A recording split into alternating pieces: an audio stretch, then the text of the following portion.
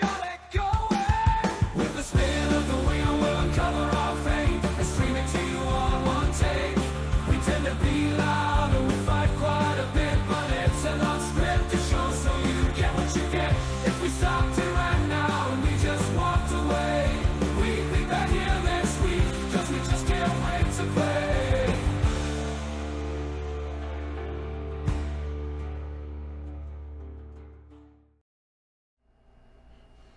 Hello everyone, you're just in time for the opening ceremonies of ARG Presents. Thank you, lovely, the Brent. Your good buddy, your good pal, and proceeding judge, amigo Aaron, joined by a weird noise-making machine.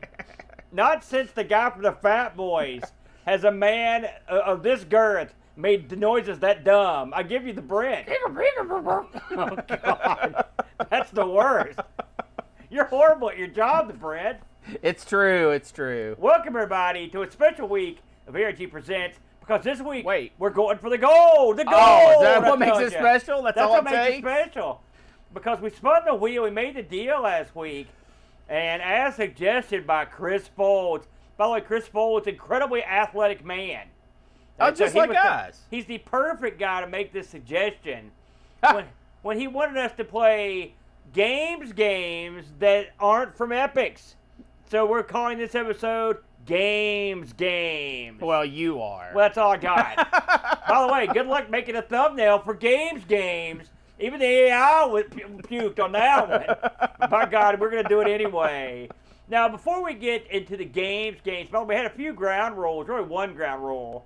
No Epics games. Correct. Now, you'll recall last week at the end of the show where we set up the ground rules where we said no Epics games, and these must be games performed by actual humans. Well, I was wrong, because they're not really, that's not really a factor in these games. Well, no, they're all things that humans could do. They could do them. Yeah, but they should. No, that was the stipulation. We don't recommend you do them. I do. We don't recommend it. So just chuck knives at a chick. That's what you want to do. Yeah, pull her by the hair, sling her in the air, all of it. Before we get too deep into the games that we chose. All right. Let's talk about games.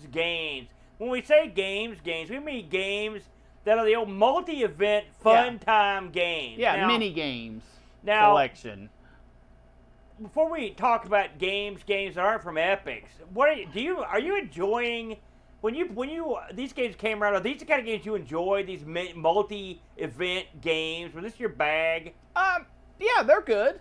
Do you remember the first one you played? Oh, it had to have been track and field. Oh, yeah. Okay, that's true. Also not from Epics.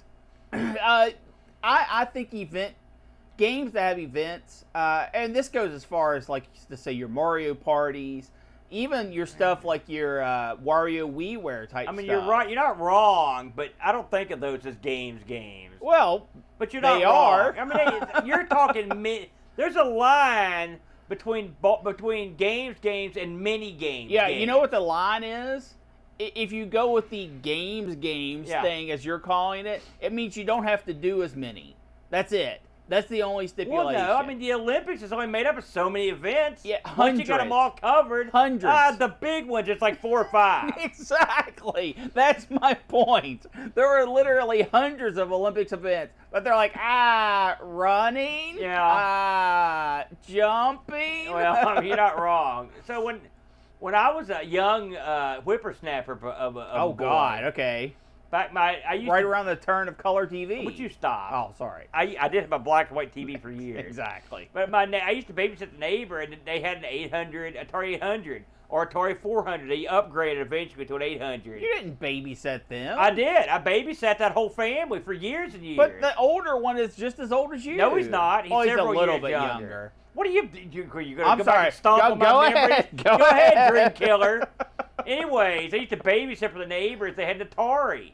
And so, lo and behold, one day I'm down there, and I'm like, look, we're going to do a game. It's called Summer Games. Yeah. I'm like, holy smokes, look at this. Look at this opening ceremony.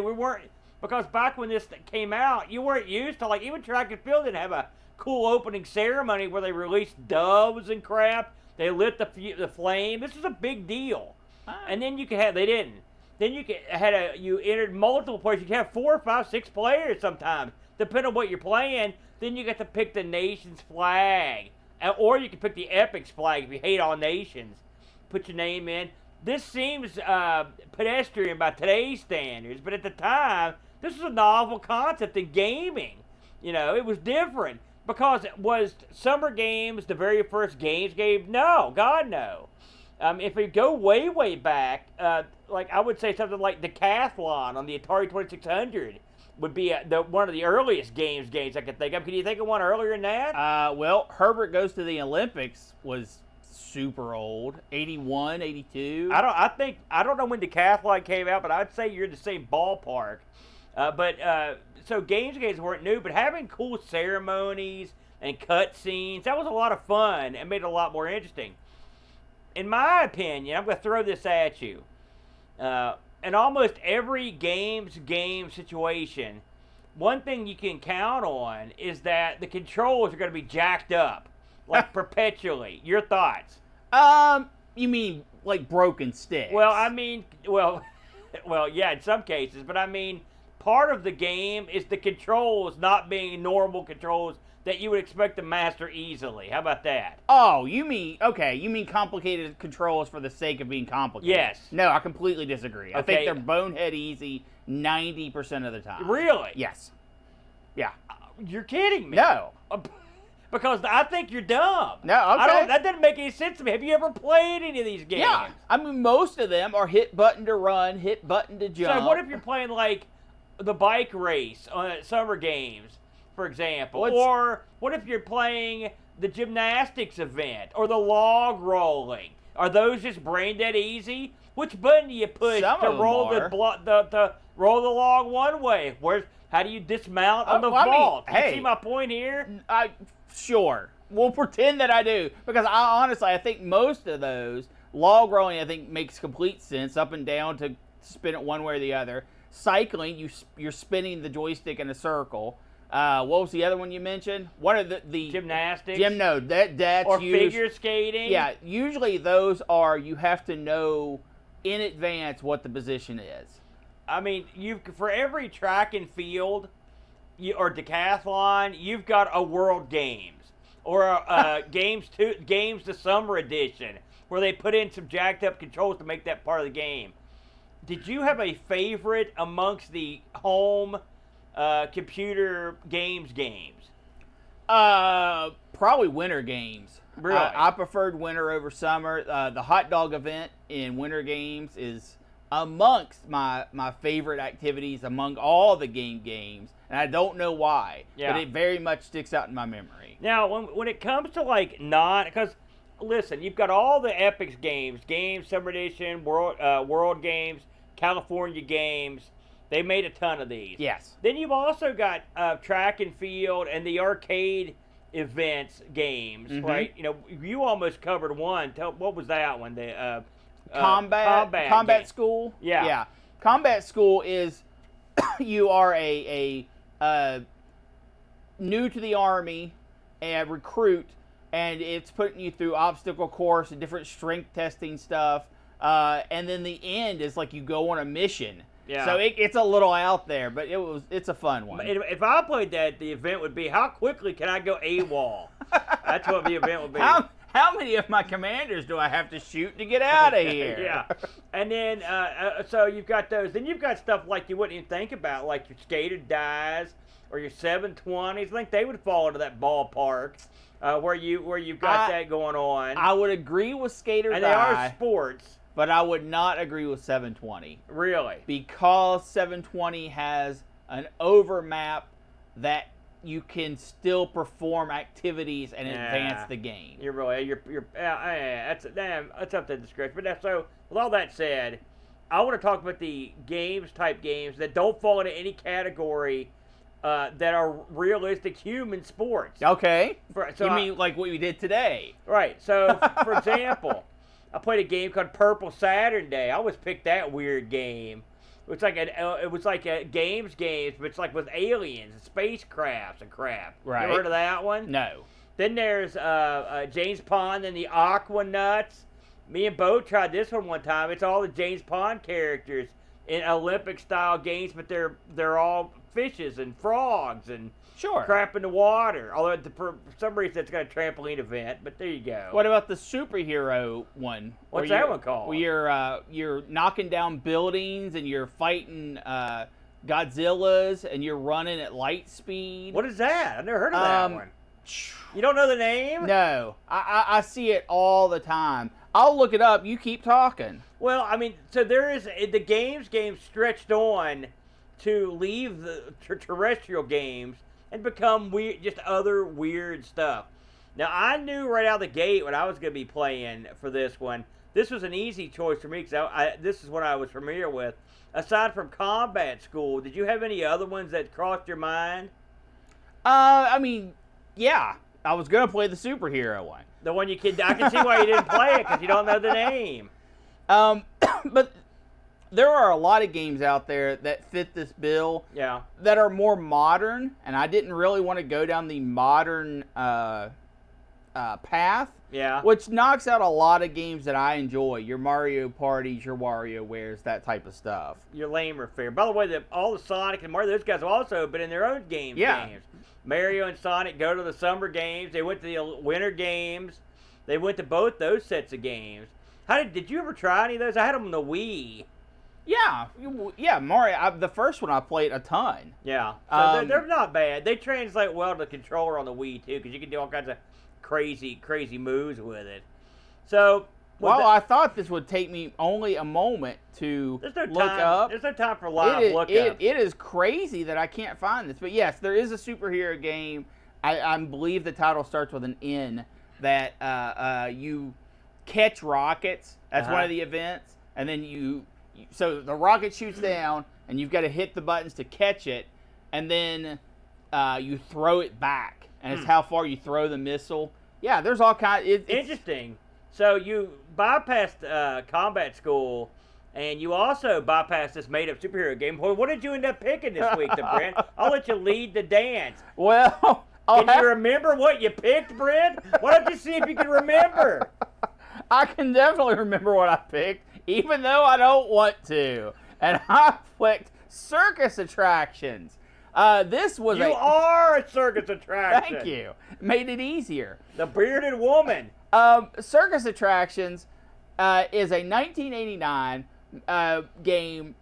Came out on DOS, Amiga, which I had to check to see if you guys could cover it, and you had not. I'd never heard of this game. The Atari ST and the Commodore 64. Developed by Golden Goblins and released published by either Rainbow Art Software or Goldsoft, depending on what platform it came out on.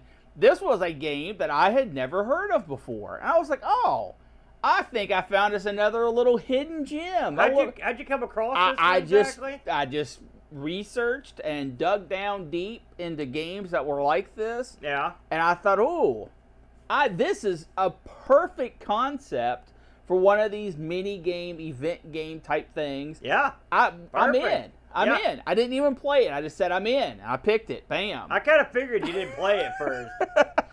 I had this feeling. Wait. Don't. You're showing her hand. Don't do that. I throw my hand on it. Wow. So this is described as an action sport game, Aaron. Yeah. And I chose to play it on DOS. I was going to play it on Amiga, but I feared the wrath of others. So I went ahead and played it on both, DOS. Right? I don't fear him. I played it on the Amiga. And this is just what it says on the tin. That you play as different circus performers doing their craft. You've got things... You did say craft, right? Yeah. Okay. Yes, I did. You've got things like the trampoline gymnastics, where you are jumping on a trampoline and doing tricks. No.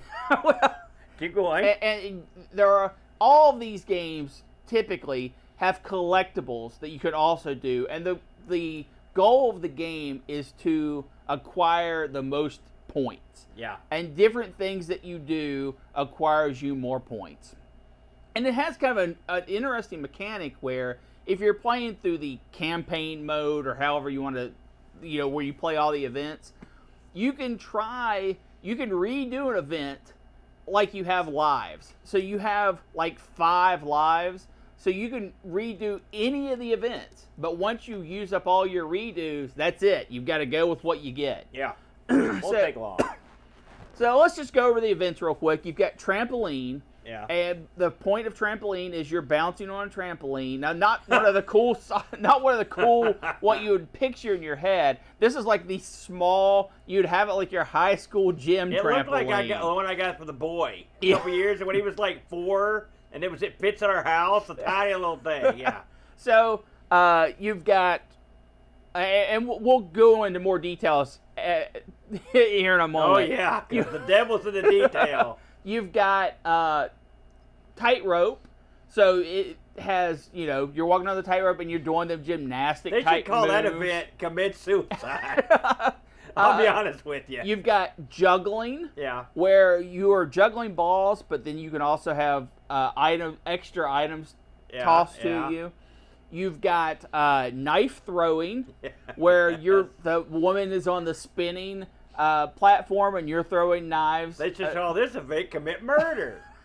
That's what they should call this one. And finally, you have the clown springboards, where you have 2 sets of clowns bouncing between seesaws, where you jump on one, it bounces on up into the other, bouncing from side to side. Yeah. Pretty good amount of events. 5, because these are definitely incredibly different from each other. Where some games will have you run 100-meter dash and then 400-meter dash and then like hurdles. It's still all running, right? The events are pretty similar. These are all radically different. You have to give the game that. They all have one thing in common. Well, let's calm down. The games are radically different. Yeah. Let's all agree with that. Okay. So, trampoline.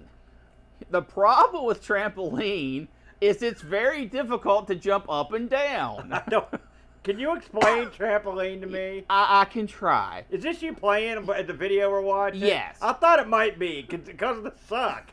Well, I would love to see the video you would have made. It would have been very similar. Yes. The way trampoline, all these are left, right, up, and down, and you have a button. Yeah. So the way trampoline works is as you are landing on the trampoline and the fabric is bending downward, Yeah. you are pressing down or pressing nothing. That's the safer thing to do. And as you are leaving the trampoline, as the material is flexing from being bent in to being even with the trampoline, if you hit up, you will slowly start to gain height. First of all, did you figure that much out? Yes. You were able to jump at a high. Did you collect? I could get higher than when I started jumping. Did you collect the first collectible? I could not get that high. No. The reason why Aaron couldn't do that, and I could barely do it, is the controls in this mini game are the worst things ever. Yeah. They are absolute garbage. The timing it takes to bounce a little bit higher is so precise. I don't want to. The word frame perfect gets tossed around a lot, but this is the closest thing to a frame perfect thing from the DOS era as I can remember. And the goal isn't just to bounce up and down. The goal is to do flips and stuff and be entertaining. Yeah. If you attempt to do any flipping, you lose. You cannot win. The button is supposed to slow down your somersaults. Yeah. But this guy somersaults like Mary Lou Retton. Yeah, I mean, he goes with well, full he gusto. does not stick the dismount like Mary Lou, that's for sure. And when you land, you have to land dead perfect on your rotation, or it will fail you. Yeah. And when you lose this event, and I hope you can explain this to me. Yeah. In the background, as a little itty bitty pixel figure, it walks out and jumps on a trampoline like it's mocking you. It's like, come on, idiot. I think I figured this out. Okay. Right? So I think it's actually not an itty bitty figure. I just think it's way on the other side of the tent, and they've sent out a more competent guy to entertain the crowd, to distract you for how much you suck at trampoline. That's my guess. So, okay, one event not so good. Let me just chime in, because we're going to be here forever, but I'll absolutely. chime in event by event. All right? This game, this is a trampoline, but remember I mentioned that I played Jay's Pod, the Aquabat. Yeah. Like it's the trampoline there is about 1,000,000 times better. I couldn't figure out what was going on in this event, so I went and got the docs. Right, Yeah. the docs should just say in big bold red letters, "We hate you." Yes. They add nothing. They add nothing to support you or give you any advancement in these games. So yes, to cut it short, I could bounce a little bit. I could almost get the first ball. I could almost complete a flip, and then I'll die. Yeah. That event's done. So let's go to the tightrope. Let me tell you something. I have a new respect. I gotta hear this one. I've got a new respect for Robin's parents, Batman and Robin's parents, Yeah. because I would have orphaned several children as if I was in control. So if you start out, and first of all, the perspective of this event is awesome. Well, It's the neatest effect in the game. It's scary. Okay. Yeah. It actually feels like you're really high up on this tightrope, Yeah. and it's a weird, like we were talking about earlier before the show. It's a weird Dutch angle type Yeah. camera view. So you're this lovely lady, and you're walking on the tightrope. If you do nothing, if you just walk on the tightrope, you can balance well enough to collect items and get some points. Yeah, Okay? Okay. Because the way it works Can you though? is left and right has you doing slight balance adjustments. Yeah. Up and down has you doing major balance adjustments, and then the diagonals are medium adjustments. But what you're actually supposed to do on this is if you hit the button and hit a direction, you will perform some kind of maneuver. A Yeah. handstand, a somersault, a jump, something like that. And when doing so, it assures your death. Yes. Because you will land this and be so shaky no matter what you do, you will plummet. And the plummet animation on this is wicked. It Yeah. looks horrible. It doesn't look good. And yeah. the fun thing is if you just walk a little bit and then try to do a maneuver and fall, you fall right into the crowd. Yeah. She's certain death for the chick. So, what did you think of the tightrope, Aaron? This reminded me of someone said, listen, you just had to be like, you're in Hollywood in the 20s, and someone's like, listen, Buster Keaton called in sick. We need you to perform some of his many death-defying moves. And I was like, okay, and took one step and fell off the building. That's exactly what this was. I got nowhere, no matter what, no adjustments I made mattered. I could do nothing. I've died every time. I could at least get to the first 3 collectibles if I did no tricks. And the instructions, once again, it just tells you what the joystick does and then gives you no instruction. So when your chick walks out and goes like, she makes a little like a flash dance move, what does it mean? I don't even know. It means which way do I need to adjust? I don't know exactly what it means. It means you're going to die. It means you made your last funky move in this mortal coil. So, let's see. Next on the docket is, so we both agree, trampoline, horrible. Yes. Tightrope, horrible. I will say trampoline was less horrible than tightrope, and tightrope trampoline's horrible. So these are both horrible. I actually have them reversed. I think I did a little bit better at tightrope. That's impossible. And then we go to juggling. Okay. Juggling has left and right work your hands. Yeah. But the pressing left controls your right hand, and pressing right controls your left hand. You also can press down, and that will stick out a foot and kick the ball up. Yeah. And you can jump. Right. Your assistant will continuously feed you balls. Yeah. No matter what. And at a speed that is dizzying. Yeah. But you can also press the button to have the crowd throw you different objects. Yeah. And it could be toys, gnomes, chainsaws. It can be a lot of different stuff. The problem with this is your assistant's throwing you so many balls so quickly. I'm talking like 6 or 7 was where I peaked. Yeah. Wow, I didn't get that far. This event is at least playable. Yes, it lasted longer than the other two events. The problem I had is at one point after she sends like 5 or 6 balls after you, a little toy car, or maybe it's just supposed to be a clown car, goes across the screen that you have to jump, and I never successfully jumped it. Yeah. So this event was at least a step in the right direction. I can see myself getting better at this event. I at least understand it. Yeah. What do you think about it? This is like this game's hacky sack. Yes. Except Really bad. if hacky sack involved a grenade. So, yeah, you're right that when you're feeding the balls, because, you know, if anyone's ever juggled, you sort of have, there's a rhythm to it, and there's a spacing. Yeah. The chick that it's like your assistant has never seen a juggler. And she's just like, pitch. You're like, oh, God. And if you get 2 in one hand, you'll drop them. Yeah. By the way, your dude is dressed like, I mean, he's a flaunty Doug Hitting style. Oh, yeah, he's flamboyant as can be. He's got this outfit on, at least little imagination, as he juggles. And then eventually you can catch a ball or an item on your foot. And if you do it right, I did it one time, you can kick the ball into the rotation. But, I mean, a lot of it's just sort of luck, getting the balls in the right, because, I mean, it's very hard. It's hard to control the speed that you're juggling. It's hard because it's fast. I will say, of the 3 events so far, this was leagues better than the other one. Yes. But it was still no good. I agree. Okay. So after that, we go on to knife throwing. Yes.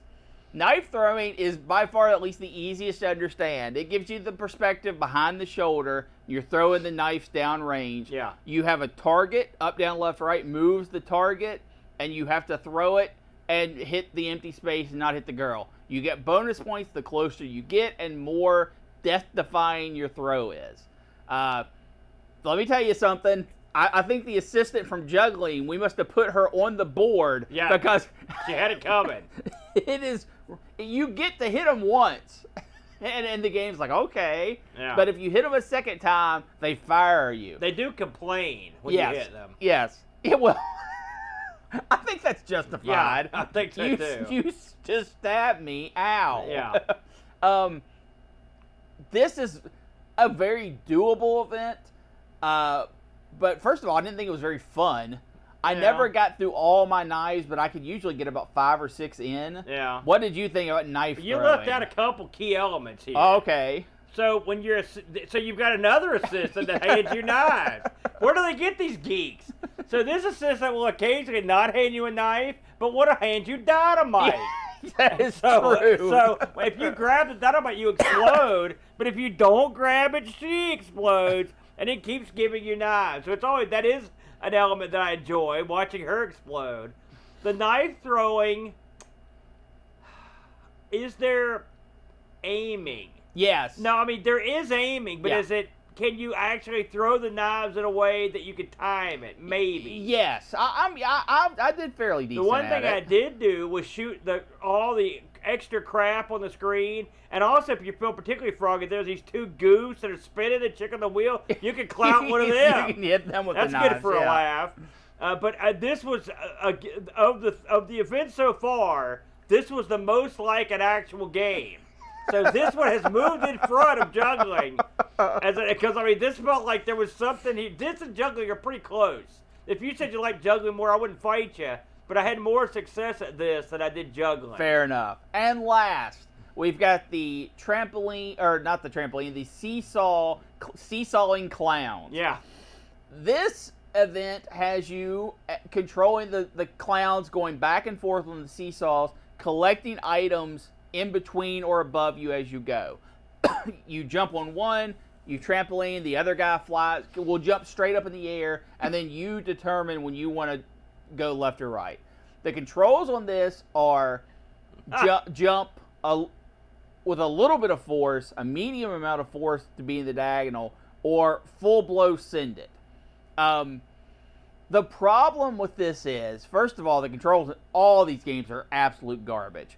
The problem with this one particularly, though, is if you use the wrong amount of power, you will jump into the middle of the seesaw on the other side and break die. your back, yeah. Or you will jump all the way into the arms of the other clown. That is bizarre because then it makes this little winky noise and it's a heart Yeah. that appears over the two clowns. So I don't know what's happening there because all these clowns look identical.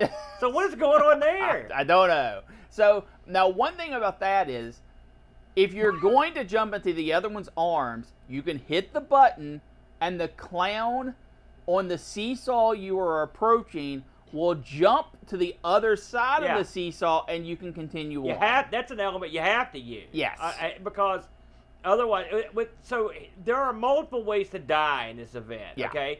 You could or whatever the love thing is. You could jump into the other clown's loving arms. Yeah. You could just straight up break your back. Yeah. And it's twist your clown in a hideous direction. I don't know if you ever did this, but if you go too high, you can ram your head on the top of the tent, and then he plummets and dies. So there's also that way you Super can die. pile driver. Yeah. So the first thing I do in this event is just sit there for a while and let them get all the stuff.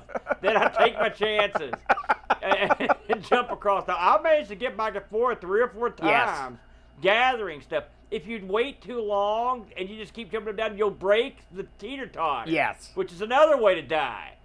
Okay, so with all that said. And there's some collectibles in the middle that if you hit, you'll die. Yeah. So there's like it's just the one that has the ghost. Yeah. And so if you hit the ghost, I assume this is from all the previous dead performers. This is a carnival that Scooby-Doo would run from. But yeah, there's a ghost. So with all that said, I found this, of all the events, I found this the most fun, and I used most at the lowest ever level. But this is probably the most entertaining event that sort of, I can almost kind of pretend that maybe someday I could sort of play. Yes, 100% agree. So I will say the events did get better the further you went in. I will say that. And that wraps up Circus Attraction. Well, wait a minute. Hold on. You forgot several key things. Well, All right. I wasn't going to end the review. Oh, okay, go Just, ahead. that's Yeah. all the events. Yes. Let's talk a little bit about graphics. I played the DOS version. You played the Amiga version. The graphics on the DOS version are grainy as all heck. Yeah. And not very good. How'd the Amiga look? Amiga looked good. Yeah. Sounded pretty good. They threw in some sexy chicks. It looks pretty good. And it sounds pretty good. So it's okay. Well, I want to talk about the sound in its own little section. Okay, go ahead. If you let the DOS version of this run, and maybe the Amiga does too, it does the classic Circus song. Yeah. It is the most over-digitized, horrible mess. It sounds like the circus is going through a meat grinder that itself is being ground by another meat grinder. Well, you played this on DOS. What do you expect? I did What not. did you expect it to sound I like? did not expect it to come from the PC speaker. Well, that's what I expected. Yeah, well, you screwed that up. The sound in this game is horrendous. On DOS. Horrendous, correct. Aaron, so did I find a hidden gem? No. It's coal. It's coal. No, coal has a use. That's true. This is more like some kind of... It's like an old tin can. No, this is more like some kind of sediment. It was really bad. Let me touch on a couple things because Absolutely. this shit's going to run forever, but I've got to. So number one, games, traditionally they have a cool opening event ceremony. Like maybe the people come into the tent, maybe the ringleader will make a pronouncement. Nothing. No. You get nothing. It has none of that. When you play this in like competition mode, there's nothing that happens. That's when correct. the game ends, nothing happens. It just ends. That's correct. So it's got none of the It charm. has no extra. Now you may be asking yourself, Amigo Aaron, years ago I remember you and Boat covered a game called Fiendish Freddy's Big Top of Fun, right, on the Amiga. I told Brent, I was like, man, I played a game from Mindscape called Fiendish Freddy. It was a lot like this, but way, way better and better looking. Well, I stand by that. It's way better. The plot's better. The characters are better. And the events are better. and they're all more playable than this. So, but here's the funny thing: we don't know which came first. Well, They both came out the same exact year. right, which means they were in development at the same time. Can you imagine? This is the year for a bunch of multi-game Circus games. Like this is on the Amiga, for example. Very strange. Yeah, and I think this could have been fun if done properly, but it was so bad. Who knows? It was so bad. Well, I mean, again, this one is an amusing novel. And the sad thing is, I mean, we've killed it, and it deserves. To be killed. Yeah. But a few of the events with better controls probably would have been fun. Yes. Yeah, I agree. I did read, just to sum it up. I was reading about this game on Lemon or Hollow Light, and they said eventually this game was reduced from 2 discs to 1 disc.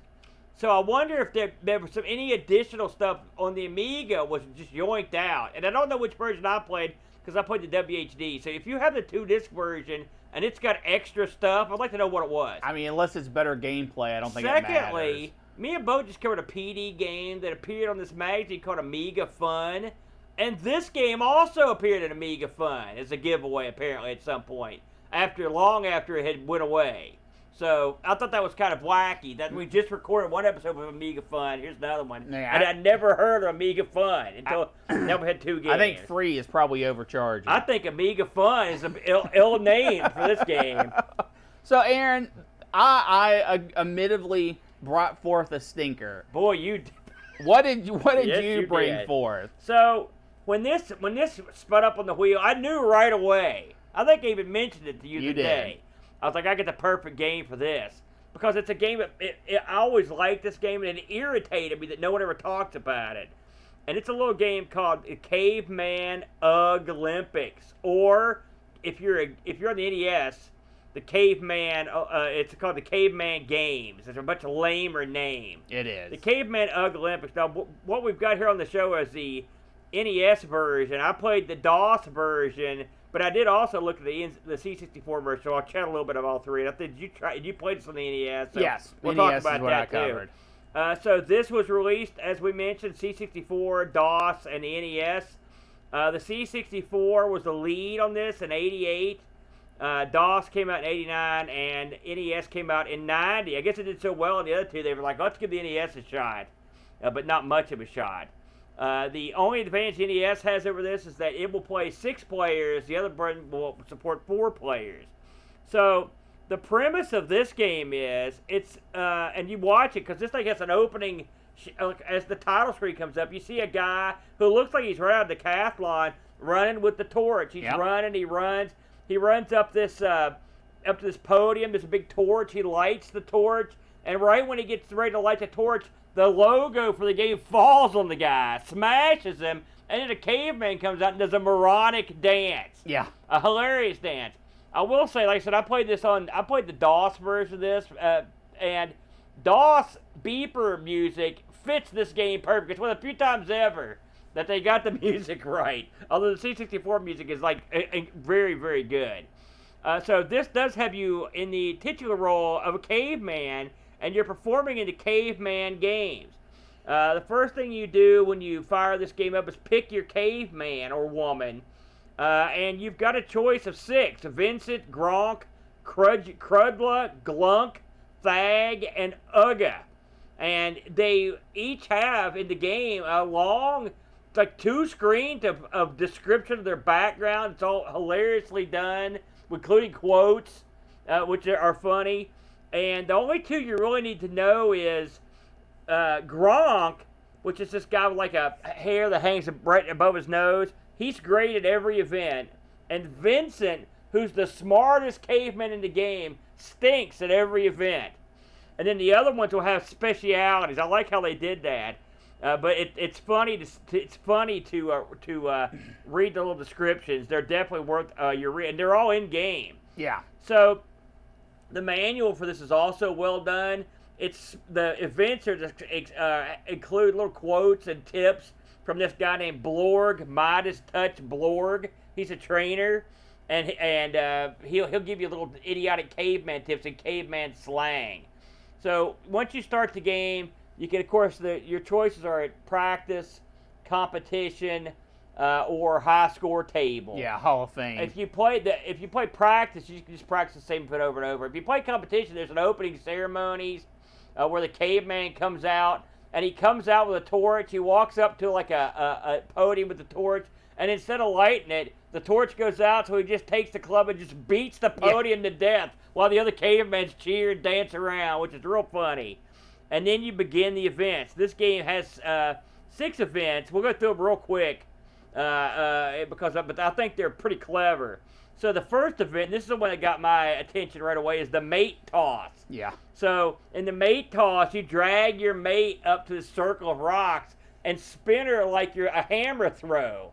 Or him, because you can play a woman in this. So it's not sexist. The woman can grab a man and sling him too. It works out good. But you spin around, and then eventually you let go of your button, and you'll toss your mate down this play area that has measurements. If you toss your mate far enough, they give you the big thumbs up. They want to be tossed. But if they don't get thrown far enough, they throw a little hissy fit. In fact, if you really wing down court, they actually land on their feet and do a dance. Yeah, the cave dance.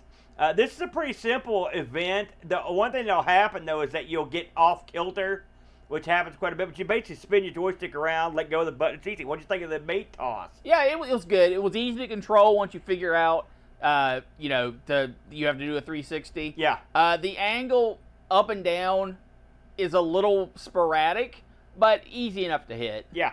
I did okay in the mate toss. Yeah, I did really well. I played this with a keyboard. It's way easier with a joystick on this one. But this is a funny one. I will say, these events they've added little humorous bits to everything. So like when you start this event, you literally drag your mate up to the starting line, and they're fighting the whole way. Like, no. This is funny.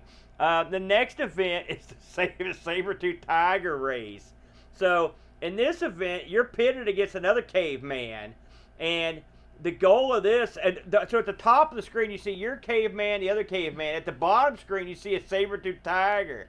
So when they say go, they release the tiger, and then they let you guys take off, and the goal is to not get eaten by the saber-tooth tiger. Well, so the goal is to get up the tree. Right. Well, no, the goal is to not be eaten. Well, I guess. And so as you run down the path, a couple things you can run into. You'll have to jump over cactuses. You have to jump over rocks. A couple things. And then you also, your opponent can just grab you and toss you back occasionally. You can do that to him. Yeah, anytime you go to pass the other one, you actually grab them and throw them back. And this is the old rapid left and right joystick or keyboard, depending on what you're using. The joystick makes you jump the puddles or the cactus. And you're either finish and win, and when you do that, you climb a little tree, or you finish and don't win, but you climb a little tree, or you get eaten, and then you don't climb the tree. Another event, I had good success at this one. What'd you think of this one? Oddly enough, because I played this on the Nintendo and on DOS. Yeah. On DOS, I could win this event, no problem. Yeah. But on the NES, I really struggled. Really? Yeah, I don't know why. The next event is fire making. Now, this is a pretty funny event. This is the best event by far. I don't know if it's the best of it, but it's good. Is. This is of course, you're caveman, so you're going to try to make fire with sticks. And so this event has you and another caveman set side by side, and you've got a little pile in front of you of like kindling, and you've got 2 sticks. And there's a meter at the bottom. And so what you got to do is go left around your joystick or your keyboard real quick and build this meter up. And when you build it high enough, sparks start flying off the sticks. And then if you hit up and down, I think up takes a big breath, and down blows into the fire. And so once you get the fire smoking, you've got to blow this thing until it starts lighting up. And you also have to remember to breathe, because if you don't, you'll get dizzy. You get lightheaded. And then your fire will go out. Now, added bonus, you and the other caveman both have the ability, whenever you want, just to turn around with your stick and bonk the other guy in the head. And while they're dazed, you can get like a little jump on them. This was a fun event. It wasn't the easiest event for me. I wasn't great at this event, but it's super clever event, I thought. This is why I think this is the best event. Because it's the most involved. As you hit the button to rub your sticks, it builds up the meter. And then when you have a small pile of embers, you have to do really short breaths. Yeah. Real short puffs. You don't breathe. You don't breathe in. You just breathe out. Right. Yeah. To get it going. And then once you get it smoking, you start doing long breaths to really fuel the fire. Yeah. So I really like this event. And I was good at it by the end. This was definitely the one I improved at the most. So the next event, this one tickled me. I'm not gonna lie. They all tickle me. But this is the clubbing event. This takes place on top of this think the thing that the Wile E. Coyote would go off of the little ledge. Picture like a double ledge on a rock. And so this is an event where you and another caveman fight each other with clubs. Okay. But before the fight, they have the intimidation phase.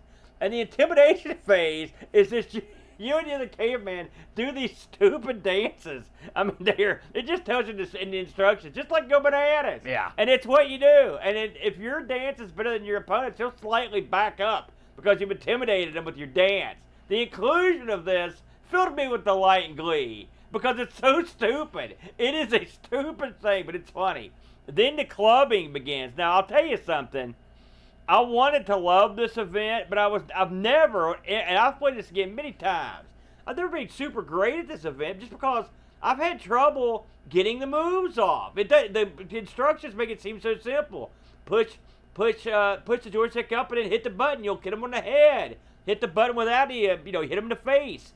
Another thing you can do in this is if you hold the button, your guy will give him the old, hey, look over there. Yeah. And sometimes the other caveman will be like, duh, turn around and you can go over and clobber him, which is funny. Eventually, whichever caveman backs the other one furthest on the ledge will collapse, and in a hilarious Wile E. Coyote style fall, the caveman falls off. This is usually like best of 2 out of 3, I think. Yes. I like this event. It's funny, but I'm not good at it. Or you can just beat the other one to death because you do have a health bar, at least in the next one. Yeah. I never lost this event. Really? Yeah. This must be a lot easier on the net. I found a way to cheese that. Yeah. Is all you have to do is run up, duck, and do the low attack, because your opponent will always try to go for the power overhand, and if he does anything except also low attack, you hit him before he gets his move off. So I could cheese this event every time. Well, that doesn't happen on DOS. I can tell you that right now. So the next event, the Dino Race. So this is where you and another caveman are on dinosaurs. You're running, and the dinosaurs. It's not that complicated. You have to run your dinosaurs, and you have to. It's sort of like, it's kind of an interesting race to do. So you hit forward a bunch of times to get your dinosaur running, and then once you've got him up to speed, if you hit up, your guy will start whacking him with his club like you're getting him to run faster. And then the whole time you're running, you have to have the dinosaur jump over like big pads of rocks or big giant boulders. Plus your opponent's there running on his dinosaur. Sometimes the dinosaurs, if you beat them too much, they get confused because they're idiots, and they'll start running the wrong way. And so you've got to stop them, turn them back the other way. This event was pretty good. I thought it was okay. It was a little bit like the saber-tooth tiger race. It wasn't that much, but it was fun. I enjoyed it. I was okay at this event. Much like the saber-tooth tiger race, yeah. I was really good at this event on DOS, but I could not figure it out on the Nintendo. Yeah. It was an okay event. If you fall behind, though, there's no catching up unless your opponent just makes a mistake. Last event, the Dino Vault. This event's got a ton of character. I mean, all these events have a lot, but this one has oozes character. Yes, it does. So first you've got to set the height. So there's a picture of dinosaur where the caveman stands on it, and the caveman's holding a chunk of meat on a string, okay, and a club. And so first you set how high you want to go. So if you want to go higher, the caveman just lifts the meat higher and the thing's neck extends higher. If you want to go lower, the caveman bonks the dinosaur until it goes down. Don't feel bad for the dinosaur. He gets the last word in this game. In front of the dinosaur is a little like crevasse. Yeah, a little valley. And then you're on the shore. Okay, you're like overlooking the shore. So your caveman takes this vine and starts running. It's your left and right routine. And what you do is when you get up there, you hit your button. You have to hold the button as you go up on the pole. And then at the apex of it, you have to release your button, and theoretically, your guy will soar over the dinosaur's head and land, and conveniently behind the dinosaur, they've put a bunch of rocks. Yeah, a pile of So rocks. you can land on them. What funny things that happen here, there's so many. You can just straight up screw up on the pole and kill yourself. You can jump too soon and fall in the crevasse, and the Yes. dinosaur just watches you fall. It's like, oh. Or you can jump not far enough, and the dinosaur will bite you. He'll get you by the clothes and shake you and shoot you off into the distance naked, and you fly off into the water while he eats your clothes, which is another funny thing that'll happen. Lots of good stuff in this event. This event I was not good at this one. I managed to get over the dinosaur 2 times this week, and I thought this was probably the hardest event. Yeah, I learned at this. This was definitely has the biggest learning curve, in my opinion. And I did get better, but I was never consistent. Right. But that's a super fun event. At the end of the game, if you play in the Olympic mode, it'll add up it gives you points based on where you finished, all the way from 1st to 4th or 6th if you're playing NES. And then at the end of the game, unlike your game, there's an ending sequence where your guys are up on the pedestal, 1st, 2nd, and 3rd, and they can't help but have a club fight on the pedestal, beat the tar at each other. This game oozes charisma. It does. It oozes creativity from the opening scene through all the events and through the documentation. The difference between this and your game, it's like one was written by Caveman and one was written by geniuses, and the Caveman game was the genius one. I loved every part of this game, and it aged great, and it looked great on DOS, and the C64 game looked even better. Yeah, it looked real good on C64. So, I mean, I think this one, if you haven't played this, is total win. Now, the NES version is the weakest by a long shot. You've played both. Give me your thoughts. The NES replaces a lot of the waggling with button presses. To run, instead of waggling back and forth, you actually pound A. Yeah. And then to do the jumps or whatever, you hit B. Yeah. It was... But it ditches everything that's fun. Yeah, it is definitely the most cut down version, but it still has stuff that will get you amused. I mean, it's not horrible. Yeah, but it's still... This is what I would probably play the C64 or DOS. I looked up how this thing ranked, how it reviewed. Lemon 64 gives this an 8.04. Good score on Lemon. I looked up, I want to see how it did on DOS back in the day. It ranged from an 80% all the way down to a 47. So it's a mixed bag. The C64 was pretty much in the same ballpark on that. It got a few scores that were higher. I think this game deserves better scores than that, if I'm honest. I looked this up on eBay, believe it or not, to see what kind of action you could get. There were sealed copies of this for DOS and for the C64. $250 or best offer for DOS. $239 or best offer for C64. I will say these things are kind of tough to get unless you want the NES version. You can take that home for $10, just the cartridge. If you want the completed box version, that is going to cost you $80. We did not get any reviews for either one of these games this week. I have a feeling Eurovision was a big chunk of that problem. I would as well. So I think, since we're talking about games this week, we're going to have our own medal ceremony here. Right here is the gold medal. I'm holding it up for you in the radio. This beautiful gold medal. I'm going to bestow this upon the person who sucked the least, and that's going to me, Amigo Aaron, because Brent's game was double garbage. You have any problem with that? No, my game was really bad. That's right. So, but my prize is to spin the wheel. let's spin this sucker. Aaron, Yes, sir. the wheel has actually been pretty kind to us recently. Well, I don't know. I don't know about that. I think it's been. Well, yeah. I think it's been pretty kind. So I'm expecting us to get punished. Well, listen, go for it. By the way, I added this week games where you play the villain, in case you're wondering. And we got.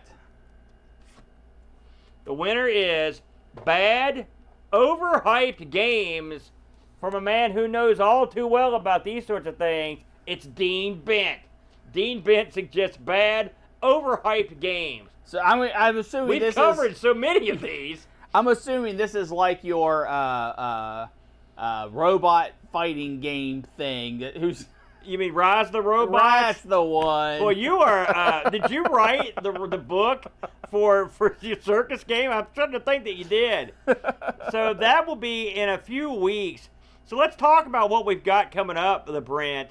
Next week, it's the Atari ST show. Now we're going to be recording on Tuesday next week, so it'll be a week and 2 days from today as we record. Just get the date on that, the Brent, so we can tell the people. 2 weeks from today? No, it'll be a week and 2 days. I mean, a Tuesday. A week and 2 days is the 27th of May. There you go. So you're probably asking yourself, what game are you playing? Well, this one.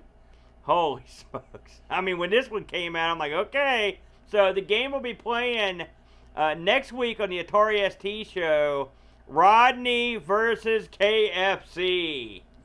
Rodney versus KFC. That's the game we'll be playing. The game selection committee, they've never let us down before. And I don't think, what? They never have. And this may be, I'm sure this is going to be an awesome game. Any thoughts on that one? We were riding so high last week with the ZX Spectrum game. Yeah. And we have just taken that momentum and nosedived it into the ground as hard as we could. Well, I'm sure it'll be fine. Again, that'll be May 27th on that one. And then, please, when the rotation spins back around, the next ARG will be June 1st. Brent, will be into summer. I think summer officially starts in June. I know, it's hard to believe. And we're going to be playing bad, overhyped games. Boy, if you're going to push a show, that's another thumbnail spectacular. Bad, overhyped games. Oh, boy. Well, thank you, Dean Bent. Screw us again. Brent, any final thoughts this week before we take it to the house? Nope. No. Hey, that's fine with me. We'll call it a week, everybody. By the way, special thank you to all the people who turned up for Eurovision yesterday. Sorry about that, UK. That's the way it goes, but congratulations, Austria. We will see you next Tuesday for Atari ST. Get us out of here, the Brent. Okay. Bye. We got it going. With a spin of the wheel, we'll uncover our faith and scream it to you all in one take. We tend to be loud and we fight quite a bit, but it's an unscripted show, so you get what you get. If we stopped it right now and we just walked away.